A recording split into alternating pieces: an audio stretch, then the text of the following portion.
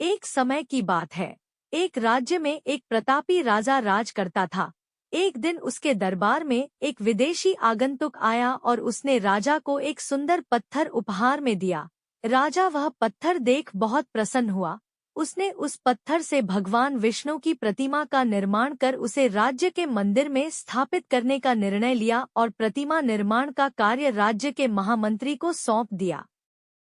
महामंत्री गांव के सर्वश्रेष्ठ मूर्तिकार के पास गया और उसे वह पत्थर देते हुए बोला, महाराज, मंदिर में भगवान विष्णु की प्रतिमा स्थापित करना चाहते हैं। 7 दिवस के भीतर इस पत्थर से भगवान विष्णु की प्रतिमा तैयार कर राजमहल पहुंचा देना। इसके लिए तुम्हें 50 स्वर्ण मुद्राएं दी जाएंगी। 50 स्वर्ण मुद्राओं की बात सुनकर मूर्तिकार खुश हो गया और महामंत्री के जाने के उपरांत प्रतिमा का निर्माण कार्य प्रारंभ करने के उद्देश्य से अपने औजार निकाल लिए। अपने औजारों में से उसने एक हथौड़ा लिया और पत्थर तोड़ने के लिए उस पर हथौड़े से वार करने लगा, किंतु पत्थर जस का तस रहा। मूर्तिकार ने हथौड़े के कई वार पत्थर पर किए, किंतु पत्थर नहीं टूटा।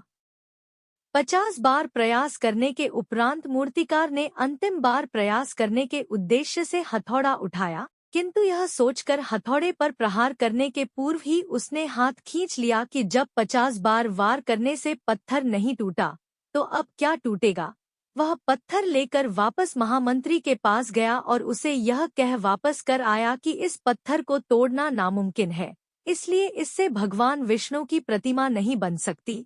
महामंत्री को राजा का आदेश हर स्थिति में पूर्ण करना था, इसलिए उसने भगवान विष्णु की प्रतिमा निर्मित करने का कार्य गांव के एक साधारण से मूर्तिकार को सौंप दिया।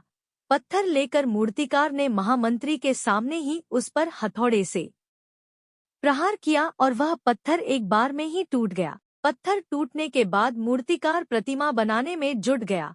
इधर महामंत्री सोचने लगा कि काश पहले मूर्तिकार ने एक अंतिम प्रयास और किया होता तो सफल हो गया होता और 50 स्वर्ण मुद्राओं का हकदार बनता।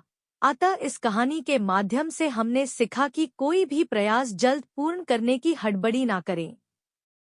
जब तक पूर्ण नहीं होगा तब तक इस प्रयास करते रहेंगे जब तक कि हमें सफलता प्राप्त नहीं हो जाती है। निष्कर्ष यह निकलता है, कोई भी सफल की सीढ़ियां अंतिम नहीं होती, यह लगातार चलते रहती है और निरंतर करते रहना चाहिए। कभी अपने अंदर की भावनाओं को अंतिम न होने दे।